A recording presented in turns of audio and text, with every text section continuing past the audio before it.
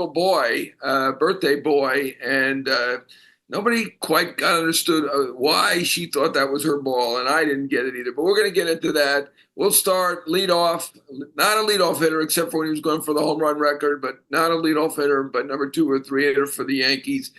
Aaron Judge, should he only DH? Now, he is playing right field. I'm a little concerned about those throws. And by the way, chat at me.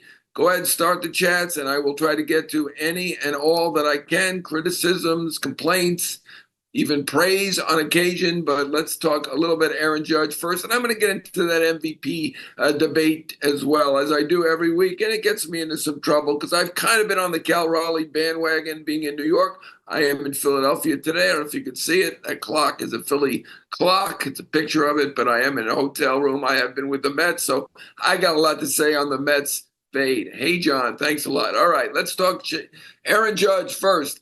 I think he should probably DH. I mean, I saw the first few games. He isn't throwing like he can. He is one of the best right field arms in baseball. Normally throws over 90 miles an hour. Was throwing 70, even 60. I don't want him to hurt himself. I think he's a DH at this point for the rest of this year. I don't want to take a chance. If I'm the Yankees, I don't want to think that he might need surgery or whatever, but I would be careful just based on what I saw. I'm not a doctor. I'm just playing on here on this live stream, but I say he should DH, and Giancarlo Stanton should play right field as much as he can. Can he do it every day? Probably not. Will they miss his bat? Obviously, he's one of the best hitters in the game. Not the best. The best are Judge and Soto. We're going to talk about the Mets in a little while, but and Ohtani. We're going to put Ohtani in there, but certainly Giancarlo, who was the guy who, in a sense, replaced Ohtani because the Yankees thought they had a good shot at Ohtani. Not this time. First time around, didn't get him, and they went and signed Giancarlo. All right, sup chat. I think that means what's up. All right, well, it's I think you see all the categories there on my right, and if anybody wants to ask me about some of the small market teams, I'll get into it a little bit. Certainly we'll talk about some Reds on the Mets rookie impact because we're going to get into the Mets completely. I do think Judge should DH. All right, as far as the MVP goes, I know this is a cop-out. We only have 3 weeks, less than 3 weeks to go for the regular season, 2.5 weeks, 17 games. I know the Mets, about that for every other team. I think it's going to be decided in the end here. I've been on the Raleigh bandwagon, mostly because I think he's fantastic, but also because I do think catchers are overlooked. It's really not fair what Ward does to catchers. I know some people have tried to tweet at me on that and disagree. That isn't the case. DH the rest of the year, I'm with you, 20. No question about it. I'm with you definitely. Do not want him to get surgery. He is the man. He is the best player on that team, arguably the best player in baseball if there was no Ohtani, but there is. American League, we'll see. Stanton defensively is not the greatest. I understand that, but you know what? He's serviceable. Teams have won the World Series with Pat Burrell in the outfield. You can do well. Just hopefully not too many balls are hit to him from the Yankees standpoint. He does catch what is hit to him. He obviously does not have much range anymore. You know, I actually was with the Marlins maybe his second year, and he was the third fastest guy on the team. I saw them doing wind sprints behind Reyes. There was one outfielder who played I got a cup of coffee in the major leagues who was the fastest. Reyes was the second fastest. What are your thoughts on Volpe? I'm going to get into that. Let me just say on the MVP, I think it's wide open at this point. Anybody can win between those two. Judge and Raleigh both have had MVP seasons. Only one will win unless we've got a tie like we had with Stargell and Keith Hernandez in 1979. That's not so likely. Yankees-Tigers game last night at seventh inning, a nightmare. Yeah. What, they gave up, was it 8 or 9 runs, the 2 relievers without getting an out? I mean, that's brutal. Their bullpen has been an issue, obviously, throughout the year. Devin Williams hasn't been what he was cracked up to be. Luke Weaver's generally been pretty good. Bednar's been what they expected. Doval looks like a 7th-inning guy, but some of the other guys just not getting it done. Red Sox, my stance on the Red Sox is they're going to win that division. I know time is running out. Toronto's been really good. I'm impressed by Toronto. I mean, I picked the Red Sox at the beginning, so I'm not going to jump off the bandwagon now while they still have a shot. So, all right, on the MVP, it's wide open. Anybody's game. Judge obviously leads by a wide margin, all the percentage stats. So I mean, he's been the best hitter in the league, and there's no question about that. He's got 1,100 OPS. He's leading the league in hitting over 320, the only guy hitting over 320 in baseball. I'd like to see a little more batting average from all around the league, but I mean, Judge is the best. I'm not saying he's not. He's fantastic. The fact that he's had the DH, I'm not really counting that against him. I am counting it for Raleigh that he is catching. He was the Platinum Glove winner last year. Has this year been as good defensively for him? The metrics, I guess, say not quite, but I think he has been quite good. I look well rested. Thank you, Hot Mike User. All right. In terms of the MVP, and I'm going to get through what I think on the MVP, wide open, anyone can win. I hope this isn't a cop-out, but I do believe that. I do think it's going to come down to the end, and it may come down to which team plays best at the end. Is one of these teams a division champion? That may put it over the top. It is most valuable. It isn't best player. If it's best player, I get Judge. I get that he is the best player in the league. Has he been the best this year? I'm going to say at this point, Raleigh very much in the game. Look, the guy leads in home runs. He's right up there with Mickey Mantle, about the best Mantle of the all-time switch hitting home run champion for a season. And I do feel that catchers have been overlooked on so many aspects. I mean, that WAR just does not do them justice. Here's my evidence on that. And I've said this before. If you've seen it, bear with me. Yogi Berra has about a 59 WAR, 3-time MVP. He's got a lower lifetime WAR than these Yankees. Greg Nettles, Willie Randolph, Bobby Abreu, Robinson Cano. I mean, does anyone think any of them were close to Yogi Berra? WAR does not do catchers justice. So I'm not going to look at that to judge Cal Raleigh. He does lead in home runs. He leads in RBIs. He is an excellent defender. He's handling a very difficult pitching staff. It is still a game. Not going to say it's Raleigh's game to win at this point. I think it's a dead heat, but either one of them can win. Thank you, whoever wrote in that I look well rested. He also has a negative defensive WAR. Yeah, I'm not WAR for. Is anyone listening? Defensive WAR for catcher, I think, is meaningless. I don't think it shows anything. We know the guy's a good defensive catcher. Why does Yogi Berra only have a career 59 WAR? I mean, first of all, for them to figure that out after he's played to do it, it's ridiculous, obviously, but it's still ridiculous. Not only is it not fair to the catchers there, but keep in mind that it's not easy to keep hitting while you're squatting for 162 games. And this guy has played a lot of games. I mean, he has played more games at this point than Judge. Obviously, Judge had the injury. He's caught more games probably than anybody, but maybe JT Realmuto. And I think, people have to understand there's a reason that catchers are the weakest hitters in baseball. And to have a catcher who can hit like that is an amazing advantage. So to me, it's still a ball game on that. All right, let me talk on Anthony Volpe since I got a chat on that one.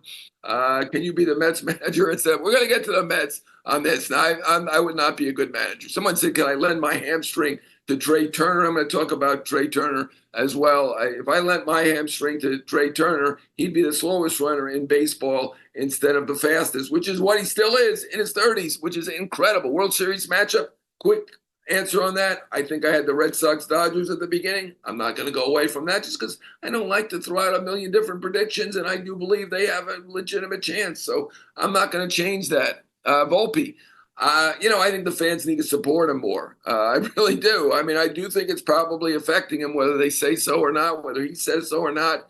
It does feel like the fans have been too tough on him. I know he's not having a great year defensively or offensively. He still hits home runs. He's still fast guy. He still steals bases. He still has good range. He has a good enough arm on the occasions when he isn't misfiring, as he has done. Certainly has not been a good year, but what's the alternative? There's no alternative. I see people writing and talking about, should he be their shortstop? What is somebody chat at me and tell me what the alternative to Volpe is. They don't have an alternative. Caballero is a fine utility man. He's not a starting shortstop. Volpe has been their starting shortstop. He's a former Gold Glove winner. I get he's not a Gold Glover winner this year. Yes, 19 errors. That is correct. He's made a lot of errors this year, but not crazy off the board like 30 errors. There are a lot of guys who've made 12, 15, 18 errors. I get it. He's made a couple of wild throws or a few too many. I understand that. He is not having a great year. Give me the alternative. That's what I want to see on the chat, not the number of errors that he's had. Who is better than him? He's been really good in the playoffs. He's a former Gold Glove winner. He does have power. He can run into it. To me, there's no alternative. It's got to be Anthony Volpe. So to me, the fans are the villains here right now. They got to stop booing him. That's probably not helping him. I mean, there are extremely tough guys who can weather the storm and have this not affect them, like maybe a Reggie Jackson. But I think this affects almost everybody. And I think Volpe's in that mix. So cut it out, fans. All right, Mets rookie impact. Well, the rookies have been great, and they've had an impact, but not enough. Obviously, the Mets are in trouble. They're at 68 playoff percentage right now, according to Fangraphs. I'm not sure how much I trust that because they think they were at 94% 2 days ago. And I even wrote a column about this. How could they be at 94%? I think it's all based on statistical data. I get it. That's all they can do. They're not in the clubhouse. They don't see the mood. They don't gauge the momentum, maybe. To me, there should be some kind of recency bias. Like, how are they doing lately? I would hope that's part of the factor, but I'm not sure that it is at this point because I didn't get when they were at 94%. 68% I get. They're 2 games up. They've got the tiebreaker against the Giants. Mathematically, probably the probability, they probably get in. Do they deserve to get in? That's another question. We'll save for another day. They obviously have not been very good lately. They're 31-45 over the last 76. That's pretty bad considering how Juan Soto has taken over and become, I can say an MVP candidate if there is such a thing in the National League. I mean, it's going to be Ohtani. No matter how great Schwarber has done, he hit his 50th home run back out there that way. To the south is Citizens Bank Park yesterday, and I mean, he's an amazing player. He's had a great year. So has Soto. Now he had Soto's 30th base yesterday. Probably wouldn't have done that, down 7-2 to steal third or any base. If you're down 7-2 late, probably not worth stealing unless you're sure you can make it. Maybe he was sure. Anyway, he's got 30 steals now. He's going to have 40 home runs. It's an incredible year by Soto. Alonso is having a nice year. Lindor is having typically very good year. Nimmo's been fine. There are just too many issues. The defense hasn't been very good. Catcher's a question. Center field is a big question. I know Jose Siri came back yesterday, but I mean, he made a mistake in the outfield. I'm not going to get on him because he struck out twice against Ranger Suarez. He was getting Alonso underrated. I'm with you on that.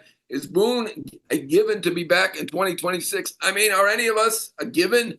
I mean, I think there's an excellent chance that Boone will be back.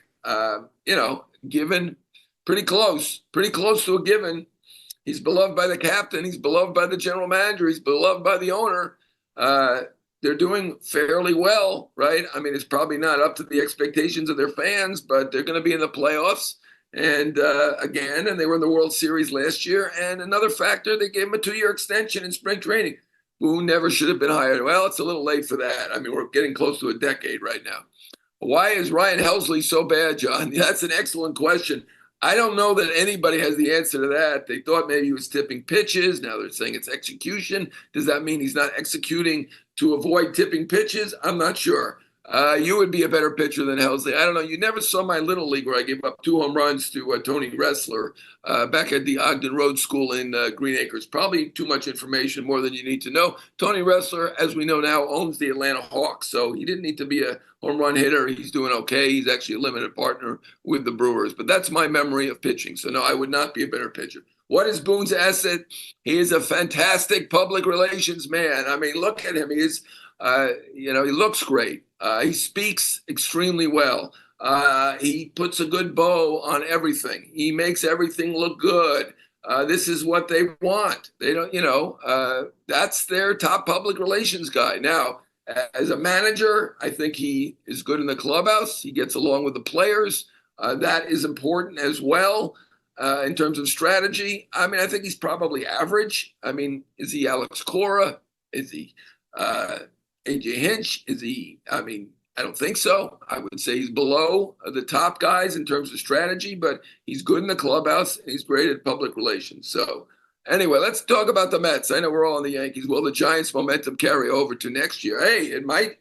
I don't know. It might be a quick thing with Drew Gilbert, the former Met, who they traded for Rogers, stirring everything up. He's like a crazy nut in that clubhouse, and they love it. And look, everybody's doing better there right now with the Giants. So I'm not counting the Giants out.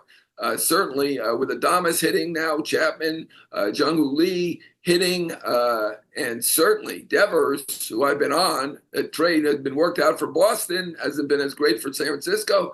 I mean, the guy's a great talent. Let's not get away from that. But for the Mets to be in this position against a team that sold, the Giants, an upstart young team like the Reds, who do make a lot of mistakes despite having a great manager, Tito Francona, they should not be in a race with those two teams. They should not be only 7 games over with a $340 million payroll. This has been dramatically bad for over almost a 3-month period. All their pitchers seem to run out of gas at the same time. I will say, since the category has met rookie impact, yes, they've been fantastic. All 3 of them, particularly McLean, who looks great, pitched twice against the dreaded Phillies, shut them out the first time over the innings he was in, and gave up only 1 run, even though he didn't have his best stuff. And they had a good strategy against him a couple nights ago. He was great. I think Tong has a great arm. He will be great at some point. We shall see on him. He's only had 2 outings. Sproat looked pretty darn good his first time out. Great stuff there. So they got 3 guys who are really looking good. And I think it probably will be enough to get them in the playoffs. I know it says now 68% chance. I don't believe it. I'm not even sure it's that high. The way the Giants and Reds are outplaying them lately. I get it. They're 2 games up. They got the tiebreaker. I do think the rookies probably will get them in. Do they deserve to get in? We'll get into that probably next week. All right. So anyway, Mets rookie impact has been huge. McLean particularly has been fantastic. All that great stuff. Nobody spins it like him. He's got the best spin rate with his curveball of any pitch in baseball. Tong has a great arm, throws hard, 22 years old, 7th rounder, terrific. And Sproat, also another guy throwing 99. So they got 3 great young pitchers. Their minor league system has been amazing this year. Jet Williams is looking good. He's now at AAA. Carson Benj has looked good. And frankly, I know the Mets didn't do great at the deadline. Mullins has not contributed much, if anything. Helsley has been a negative to this point.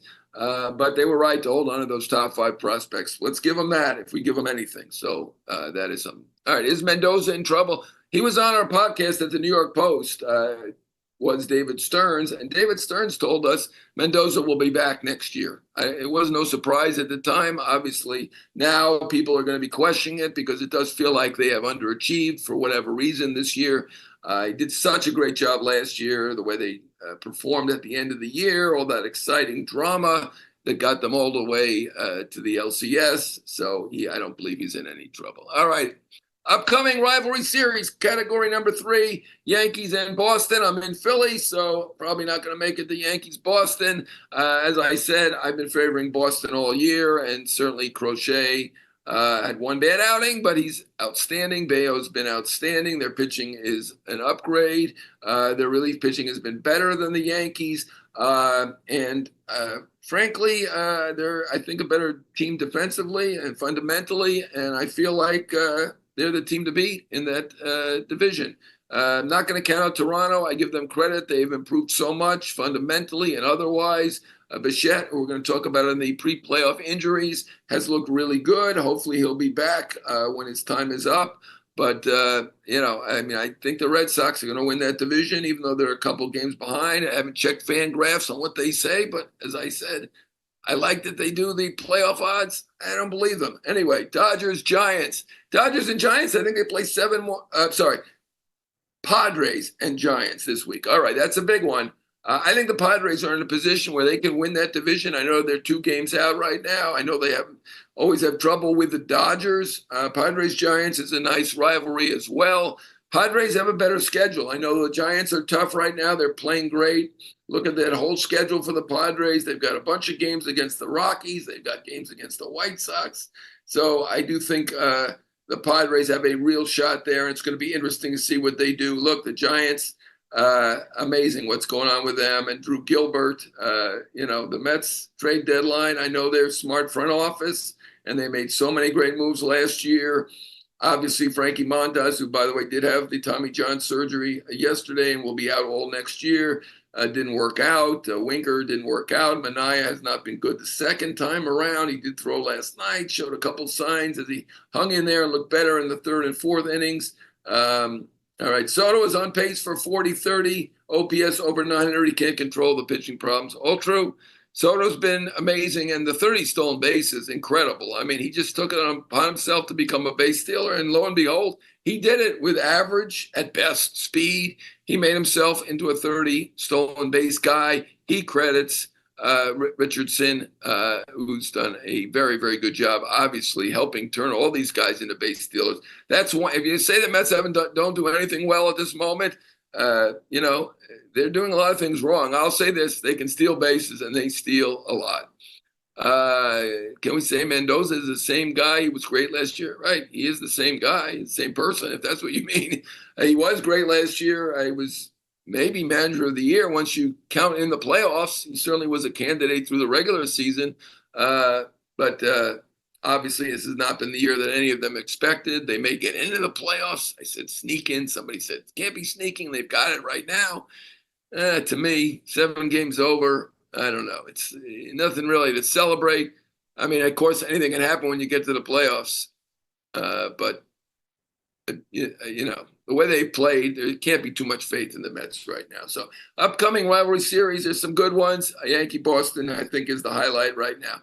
All right, let's get into the LA Dodger playoff outlook.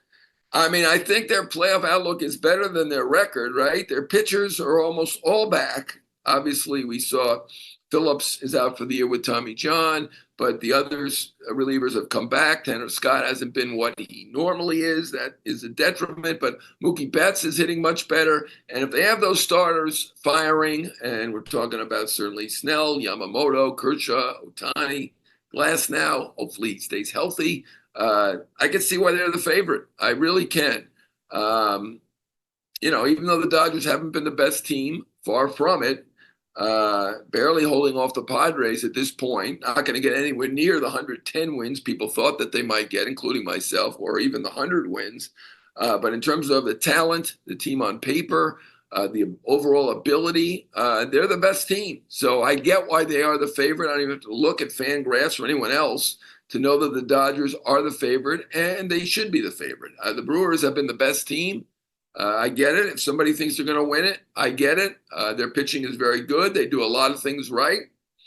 Unlike some of these other teams I've talked about, they are very, very solid all around, but they're not the favorite. The Dodgers are the favorite. So I'm looking at the LA outlook as pretty good, not based on how they played, but based on how they can play. I do believe it. All right, pre-playoff injuries. There are a few to go over. I'm here in Philly. Trey Turner, they're hopeful that he can be back for the playoffs, maybe a little bit before. It was only a grade 1 hamstring strain, not like last year where he was out 6 weeks.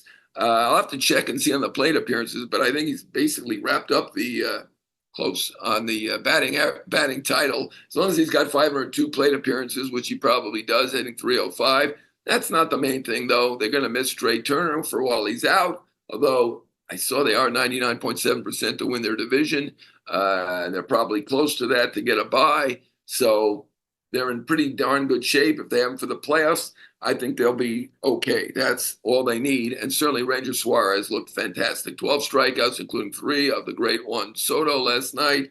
You got him and you got Sanchez. I mean, they got a lot of lefties, and they're really good ones. I think the Phillies are in pretty good shape. All right, the Jays, I've already said, I think they're much better than I gave them credit for. They were very disappointing last year. They bounced back beautifully. Give John Schneider credit. If they're missing Bo Bichette, that's a big loss. He's been back to himself. When he went on the IL, he led in hits. He's led previously a couple times, and they certainly will miss him if he's not back for the playoffs. They definitely do need him. The Brewers have injuries in that bullpen, at least 4 of them, and that hurts. Certainly McGill, their closer, that's a big, big deficit. Uribe is solid. He should be okay, but certainly they will miss Trevor McGill if he's out. His brother coincidentally out as well. Cubs have some injuries. Obviously, Tucker hasn't had the year that he'd hoped to have. He got off to a very good start, had the issue with the finger. We don't know. We're not there. He was playing every day up until that 3-day mental rest. And overall his stats are okay, but they're not Tucker-like.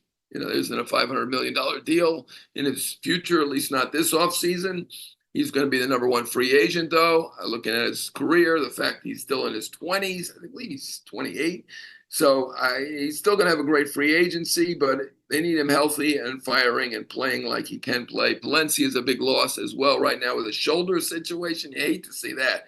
Now, could he possibly be back for the playoffs? It's possible, but you hate to hear shoulder. We shall see. Potentially, they'll be missing him as well. Cubs will be in the playoffs. We'll need to get through that first round, however. Didn't have a big deadline. I got concerns about the Cubs. Now let's talk about ballpark etiquette. And you guys are afraid. You're welcome to weigh in on ballpark etiquette. And don't be afraid. You won't be outed as some terrible person or whatever side you're on. But that woman, to me, in Lone Depot Park with that Phillies gear on, it made no sense. If the ball lands and it's on the ground and everyone's fighting for it, it's whoever grabs it and gets it, and that's it. It's not where the ball lands closest to is automatically. I don't know if she'd ever been to a game or seen a game on TV, but I don't know what the heck she was thinking. And she's certainly getting it on Twitter. To me, the miracle is nobody's figured out who she is. They misidentified her facts. Thank you very much, Sports Watcher. They misidentified her, claimed that she's some other woman. That woman denied it. Apparently, that woman is telling the truth. Not apparently, that woman is telling the truth. It's not her.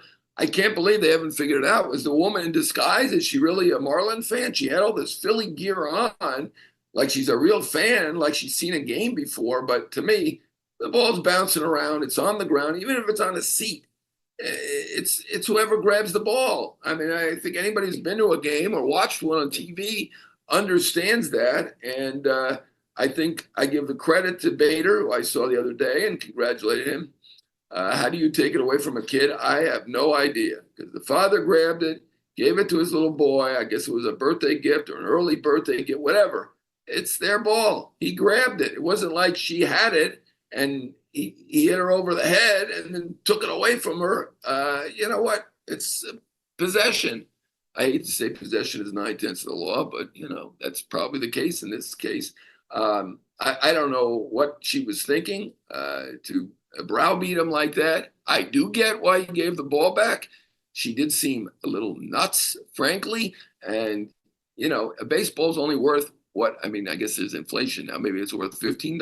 I was going to say 10. Maybe it's even up to 20. I don't know. But it's not worth getting into a fist fight or getting arrested or being beaten up or having your tires slashed or whatever.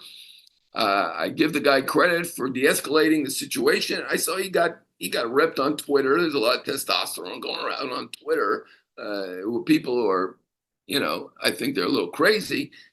Just give her the ball back, and look how it turned out for them. So is it really any criticism warranted of the father?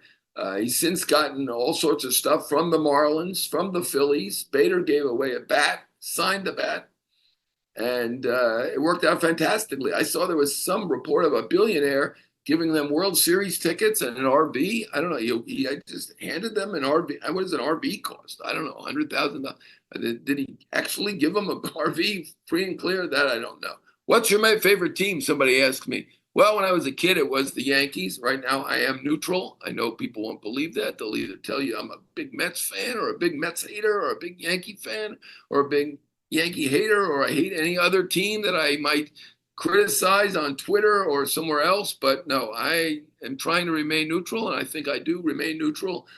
Don't read anything into the purple team Rockies. I don't know. I am neutral, but thank you for that question. But I hope that people understand the ballpark etiquette and that a baseball isn't worth that much.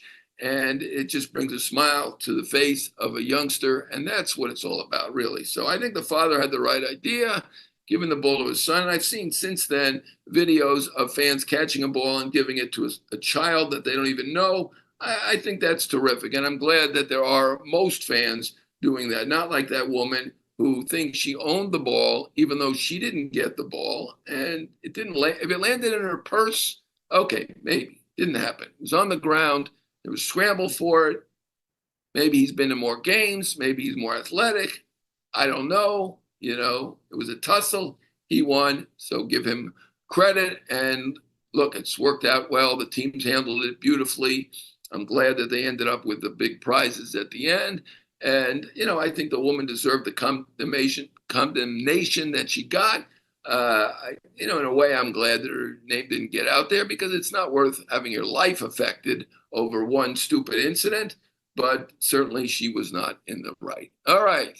Glad I covered that and a bunch of other things. This will be Jon Heyman. Still is Jon Heyman signing off for Bleacher Report. We'll be back at you next week, probably at the regular 3 p.m. Eastern.